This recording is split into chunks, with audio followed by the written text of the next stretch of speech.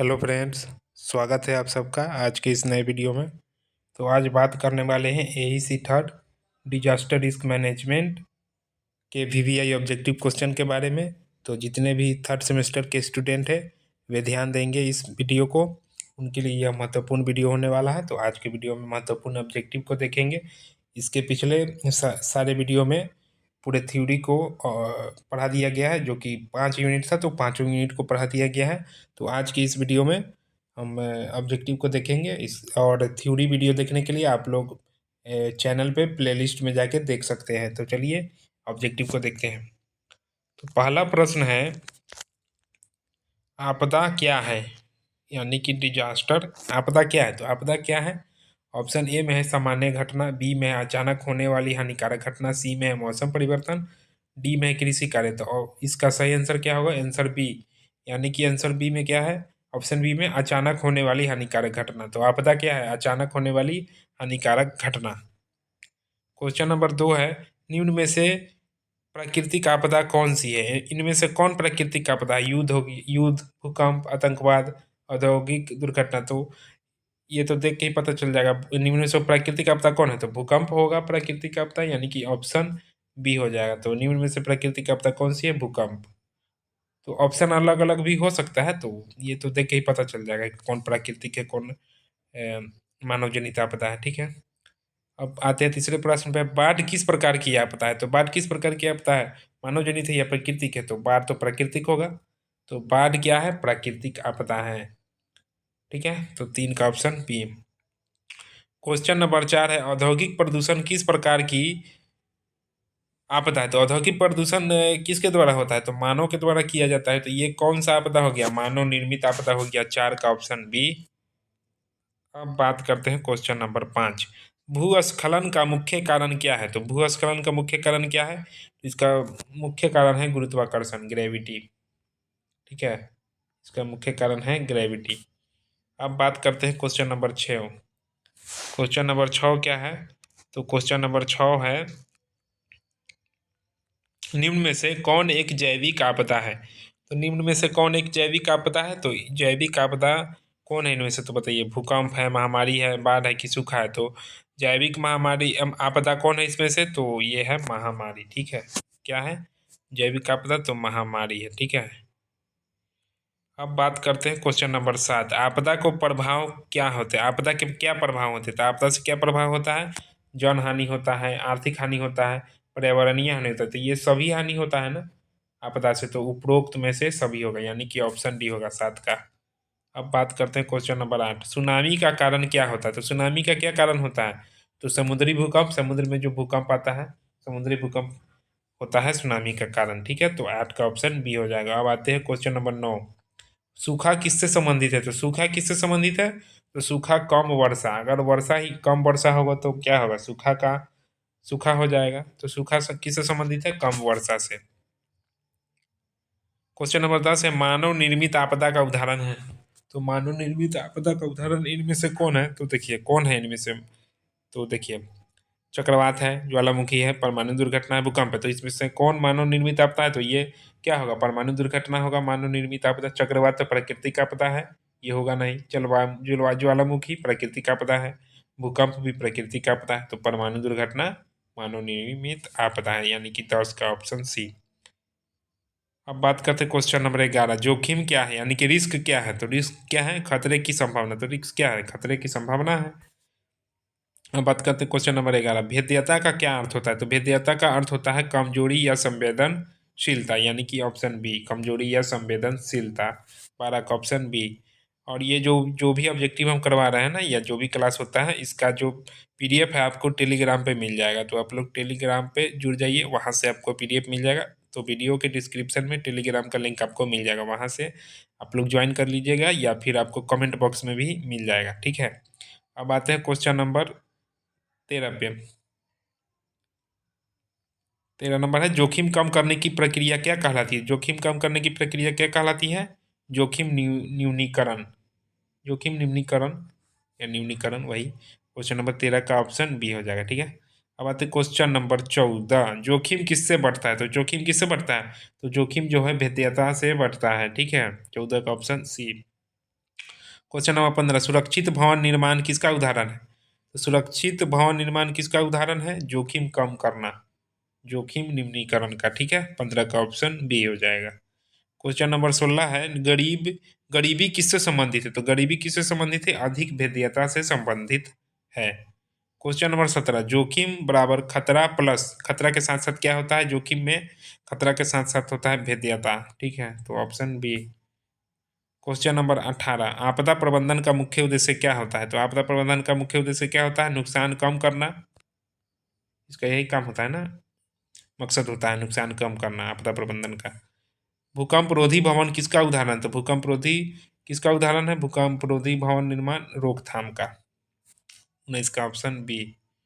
Question number 20, जागरूकता कार्यक्रम किसे कम करते हैं? जागरूकता काम कार्यक्रम किसको कम करता है? तो ये जोखिम को कम करता है। 20 का ऑप्शन बी। क्वेश्चन नंबर 21, आपदा तैयारी का अर्थ होता है, आपदा तैयारी का अर्थ क्या होता है? आपदा से पहले की तैयारी, आपदा से पहले की गई तैयारी होता है आपदा तैयारी। ठीक है, क्वेश्चन नंबर 21 का बी हो जाएगा। क्वेश्चन नंबर 22, पूर्व चेतावनी प्रणाली किसके लिए है? तो पूर्व चेतावनी प्रणाली किसके लिए? समय पर सूचना। क्या है? समय पर सूचना। ठीक है, क्वेश्चन नंबर 23 है, मॉक ड्रिल का उद्देश्य क्या होता है? मॉक ड्रिल का क्या उद्देश्य होता है? अभ्यास करना। ठीक है, आपदा से पहले अभ्यास। ठीक है, क्वेश्चन नंबर 24 है, आपदा योजना किसके लिए आवश्यक है? तो आपदा योजना किसके लिए आवश्यक है? सभी संस्थानों के लिए। क्वेश्चन नंबर 25 है, आपदा प्रबंधन में शिक्षा की क्या भूमिका होती है? तो शिक्षा की क्या भूमिका होती है? जागरूकता बढ़ाना। शिक्षित होने से क्या होगा? जागरूकता बढ़ेगा, लोग जागरूक होंगे आपदा के प्रति। क्वेश्चन नंबर 26 है, आपदा प्रबंधन में सरकार की क्या भूमिका होती है? तो सरकार की क्या भूमिका होती है? योजना बनाना, राहत देना, प्रशिक्षण देना। तो ये सभी कार्य होता है या भूमिका होता है आपदा के प्रबंधन में सरकार की। ठीक है, क्वेश्चन नंबर 27, क्वेश्चन नंबर 27 क्या है? एनजीओ का क्या कार्य होता है? तो एनजीओ का क्या कार्य है? राहत सहायता करना, राहत सहायता, जागरूकता फैलाना, पुनर्वास करना। तो ये सभी कार्य होता है किसका? एनजीओ का, यानी कि डी हो जाएगा क्वेश्चन नंबर 27 का आंसर। अब 28 नंबर प्रश्न है, आपदा प्रबंधन में इंजीनियरों की क्या भूमिका होती है? तो इंजीनियर की तो मुख्य भूमिका होता होगा आपदा प्रबंधन में। तो क्या भूमिका होता है इसमें?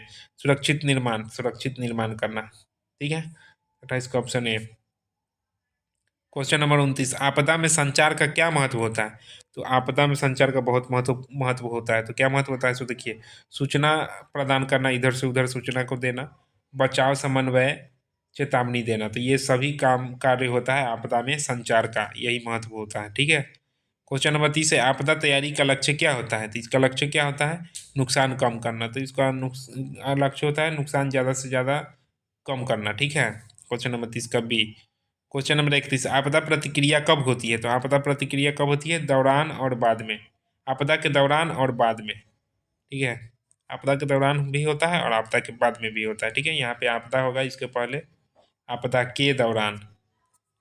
तो ऑप्शन बी क्वेश्चन नंबर 31 का। क्वेश्चन नंबर 32 है, आपदा में खोज और बचाव कार्य क्या होता है? तो ये होता है प्रतिक्रिया देना। ठीक है, क्वेश्चन नंबर 32 का ऑप्शन बी। क्वेश्चन नंबर 33, राहत शिविर किसके लिए होते हैं? तो राहत शिविर किसके लिए होते हैं? आश्रय के लिए। 33 का बी। क्वेश्चन नंबर 34, आपदा में प्राथमिक उपचार क्या होता है? तो आपदा में प्राथमिक उपचार क्या होता है? इलाज का पहला चरण। ठीक है, क्वेश्चन नंबर 35, मनोवैज्ञानिक सहायता किसके लिए होते हैं? तो मनोवैज्ञानिक सहायता मानसिक तनाव वालों के लिए होता है। ठीक है, क्वेश्चन नंबर 36, पुनर्वास का क्या अर्थ होता है? तो पुनर्वास का अर्थ होता है अस्थाई, अस्थाई बसावट। ठीक है, पुनर्वास का अर्थ होता है अस्थाई, मतलब जब तक आपदा है तब तक, आपदा खत्म हो जाने के बाद फिर जहाँ है वहाँ आ जाएंगे। ठीक है, क्वेश्चन नंबर 36 का बी। आपदा के बाद भोजन वितरण क्या कहलाता है? तो प्रतिक्रिया कहलाता है। क्वेश्चन नंबर 38 है, आपातकालीन सेवा में कौन शामिल है? तो आपातकालीन सेवा में कौन शामिल है? पुलिस, डॉक्टर, फायर ब्रिगेड, तो सब शामिल होता है ना आपातकालीन में, यानी कि ऑप्शन डी हो जाएगा। क्वेश्चन नंबर 39 है, 39 नंबर क्वेश्चन है, स्वास्थ्य सेवाएं किस चरण में महत्वपूर्ण है? तो स्वास्थ्य सेवाएं प्रतिक्रिया के चरण में महत्वपूर्ण होता है। ठीक है, अब आते हैं क्वेश्चन नंबर 40, राहत का क्या उद्देश्य होता है? तो त्वरित सहायता, यह एक त्वरित सहायता होता है, राहत सामग्री जो दिया जाता है। तो 40 का ऑप्शन ए हो जाएगा। चलिए अब बात करते हैं क्वेश्चन नंबर 41। ये वन लाइनर है, इसमें ऑप्शन नहीं दिया गया है। तो देखिए क्वेश्चन नंबर 41 है, एनडीएमए का क्या कार्य है? तो एनडीएमए का क्या कार्य है? आपदा प्रबंधन से संबंधित कार्य करना। ठीक है, क्वेश्चन नंबर 41 का यही ये हो जाएगा, आपदा प्रबंधन से संबंधित कार्य। ठीक है, क्वेश्चन नंबर 42 है, भूकंप मापने की इकाई कौन सी? तो भूकंप मापने की इकाई को क्या कहते हैं? रिक्टर स्केल कहते हैं। कि रिक्टर स्केल से ही ना भूकंप मापा जाता है। अब 43 नंबर प्रश्न है, चक्रवात की चेतावनी कौन देता है? तो चक्रवात की चेतावनी किसके द्वारा दिया जाता है? मौसम विज्ञान के द्वारा दिया जाता है। ठीक है, अब क्वेश्चन नंबर 44 है, आपदा प्रबंधन का मुख्य उद्देश्य क्या है? तो आपदा प्रबंधन का मुख्य उद्देश्य क्या होता है? जन धन और पर्यावरण की हानि को निम्न करना, यानी न्यूनतम करना, कम करना। अब क्वेश्चन नंबर 45 है, आपदा प्रबंधन चक्र में पहला चरण क्या होता है? तो पहला चरण होता है रोकथाम। ठीक है, अब 46 नंबर क्वेश्चन है, आपदा से सबसे अधिक प्रभावित कौन होता है? तो आपदा से सबसे अधिक कौन प्रभावित होता है? गरीब वर्ग के लोग प्रभावित होता है ना।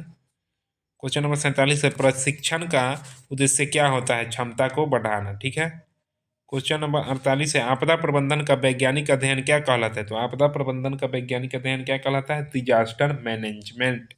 Disaster management. ठीक है, क्वेश्चन नंबर 49 है, सामुदायिक भागीदारी क्यों जरूरी है? तो यह क्यों जरूरी है? प्रभावी प्रबंधन के लिए यह सामुदायिक भागीदारी बहुत जरूरी है। ठीक है, क्वेश्चन नंबर 50 जो कि अंतिम प्रश्न है, सतत विकास का क्या लक्ष्य होता है? तो सतत विकास का मेन लक्ष्य होता है जोखिम कम करना। तो इस प्रकार आज के वीडियो में हम लोग टोटल 50 वीवीआई ऑब्जेक्टिव को देखे हैं, जो कि एग्जाम के पॉइंट ऑफ व्यू से महत्वपूर्ण है। तो इसके अगले वीडियो में महत्वपूर्ण सब्जेक्टिव प्रश्न को भी करवाएंगे। तो आप लोग बने रहिए, इस चैनल को सब्सक्राइब कीजिए और वीडियो को दोस्तों में शेयर कीजिए। तो अगर आपको इसका पीडीएफ चाहिए तो आप लोग टेलीग्राम चैनल ज्वाइन कीजिए, जो कि आपको कमेंट बॉक्स और वीडियो के डिस्क्रिप्शन में मिल जाएगा। तो मिलते हैं अगले वीडियो में, तब तक के लिए धन्यवाद। जय हिंद।